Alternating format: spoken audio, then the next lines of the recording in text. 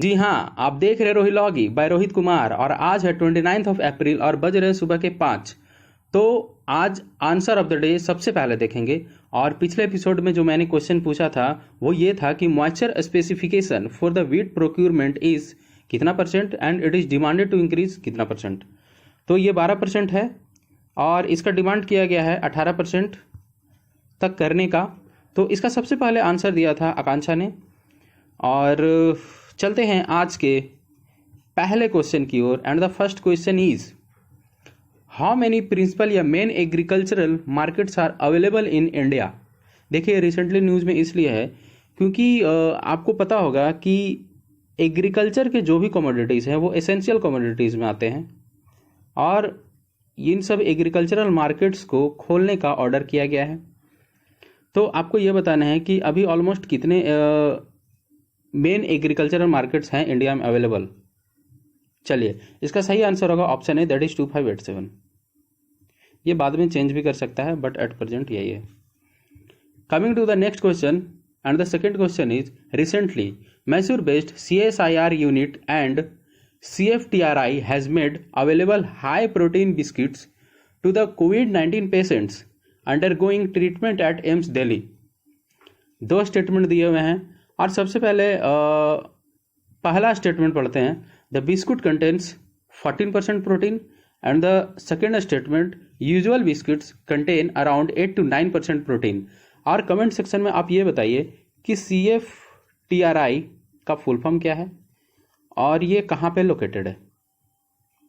आपको ये बताना है कि इसके करेक्ट स्टेटमेंट्स कौन कौन से हैं या कोई एक स्टेटमेंट करेक्ट है।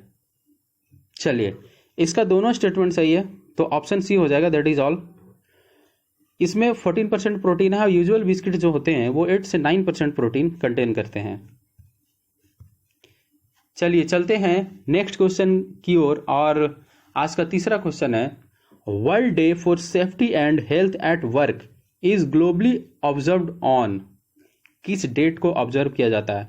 ये इस बार बहुत ज़्यादा इंपॉर्टेंट है क्योंकि सेफ्टी इशू अभी बहुत ज़्यादा है और हेल्थ वर्कर के लिए तो खास करके, इसलिए ये इस बार ज़्यादा इंपॉर्टेंस रखता है। तो ये कब मनाया जाता है हर साल। चलिए इसका सेकंड ऑप्शन होगा, that is option B, 28 April.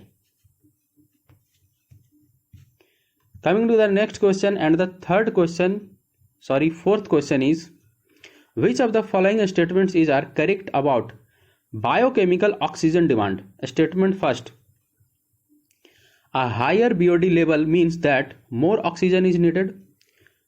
Second statement, it is the amount of dissolved oxygen needed by microorganisms to decompose organic matter. Third statement, higher value of BOD means water is more polluted. अब आपको ये बताना है कि इनमें से कौन कौन से स्टेटमेंट सही होंगे। देखिए ये क्वेश्चन लेने के पीछे रीजन क्या है कि अभी हाल फिलहाल में हुआ क्या है कि जो यमुना रिवर है, गंगा की ये ट्रिब्यूटरी है और ये है दिल्ली में, मतलब दिल्ली से होकर गुजरती है। तो दिल्ली की जो यमुना रिवर है उसमें BOD का जो डिमांड है वो डिक्रीज हुआ है। वो कितना डिक्रीज हुआ है, वो हुआ है 33% के आसपास। तो रिसेंटली इसीलिए ये क्वेश्चन थोड़ा सा इंपॉर्टेंट है। चलिए सही ऑप्शन को सिलेक्ट कीजिए। चलिए इसका सही ऑप्शन होगा option D, that is all. इसलिए क्योंकि तीनों स्टेटमेंट को अगर आप देखें तो तीनों स्टेटमेंट सही है। देखिए जो ये वर्ड है बायोलॉजिकल ऑक्सीजन डिमांड, ये खुद डिक्लेयर करता है कि कितनी ऑक्सीजन की डिमांड पड़ती है। जितना ज़्यादा पॉल्यूटेड होगा उतना ज़्यादा ऑक्सीजन की डिमांड पड़ेगी, जितना कम पॉल्यूटेड होगा उतना कम ऑक्सीजन की डिमांड पड़ेगी बाहर से। देखिए वाटर में क्या है कि एक तो एरेशन से, दूसरा डिफ्यूजन से और तीसरा फोटोसिंथेसिस से।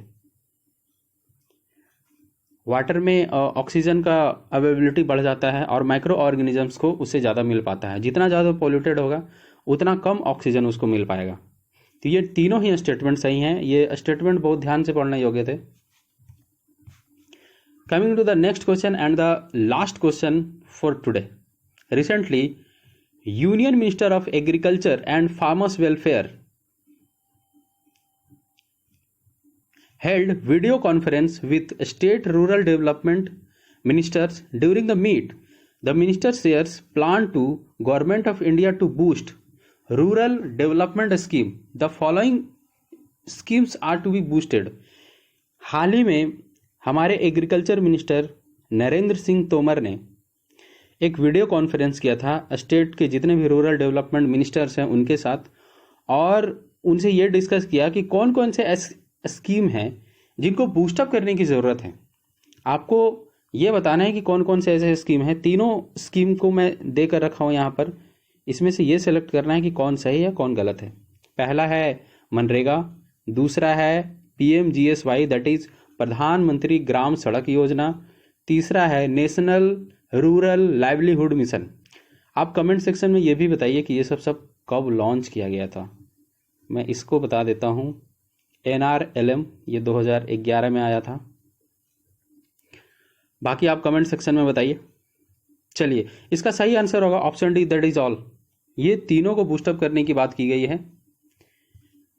और अब आ चुके हैं क्वेश्चन ऑफ द डे की ओर।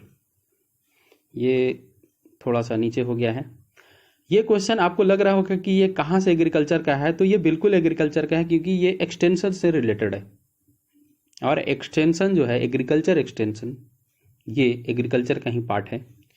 तो ये क्वेश्चन है कि पंचायती राज को सबसे पहले किसने डिक्लेयर किया था और किस डेट और किस ईयर में डिक्लेयर किया था, आपको ये बताना है। पहले बताना है किसने डिक्लेयर किया था, किस साल में किया था, कौन से डेट को किया था, और पंचायती राज दिवस मनाते कब हैं, ये आप एक्स्ट्रा में अगर बता सकते हैं तो बिल्कुल बताएं।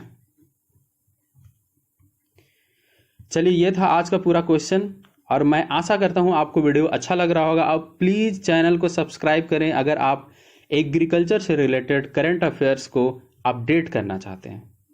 Thanks for today, bye bye.